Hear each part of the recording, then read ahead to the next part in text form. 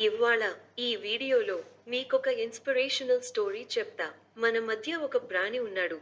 ఏది ఎంతగా కష్టాలు ఎదురైనా తన గమ్యాన్ని చేరుకుంటాడు. ఈగిల్. దానినే తెలుగులో డేగా అని పిలుస్తారు. ఇది శక్తి, ధైర్యం మరియు స్వాతంత్ర్యానికి చిహ్నం. కానీ డేగ కూడా చిన్నప్పుడు తన వల్ల ఏమీ కాదనుకునేది.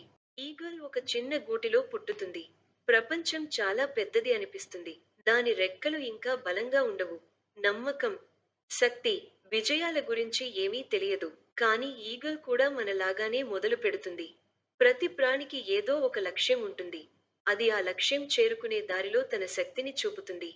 ఈగల్ చిన్నగా ఉన్నప్పుడు అది ఎంతగానో రెక్కలు ఆడించి పైకి ఎగరాలని ప్రయత్నించినా గాలిని ఎదుర్కోవడం చాలా కష్టం. ఒకరోజు భయపడకుండా తన గూటి నుంచి దూకుతుంది. ఏం జరుగుతుందో చూద్దామని.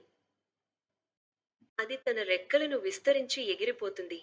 గాలికి ఎదురుగా పోతూ, ప్రతి అడ్డంకిని అధిగమిస్తూ అది తన శక్తిని తెలుసుకుంటుంది. మొదటిసారిగా అది గాలిని తన సహాయంగా ఉపయోగించి ఎగిరిపోతుంది.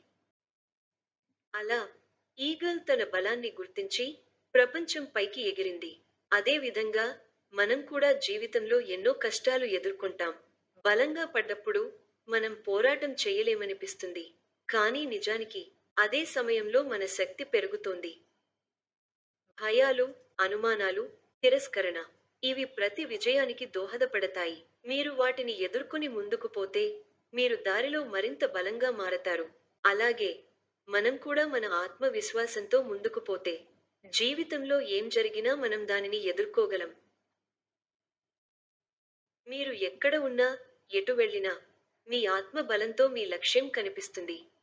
జ్ఞానం, ధైర్యం, శక్తి, ఇవి మీరు మీ గమ్యానికి చేరుకోవడానికి ఉపయోగపడతాయి. ఇవాల్టి ఈ కథ మిమ్మల్ని ప్రేరేపించేలా చేస్తుంది అని నమ్ముతుంది. మరో కొత్త కథతో మళ్ళీ మీ ముందుకొస్తా. అప్పటి వరకు సెలవు. బాయ్ మరియు ఆల్ ది బెస్ట్.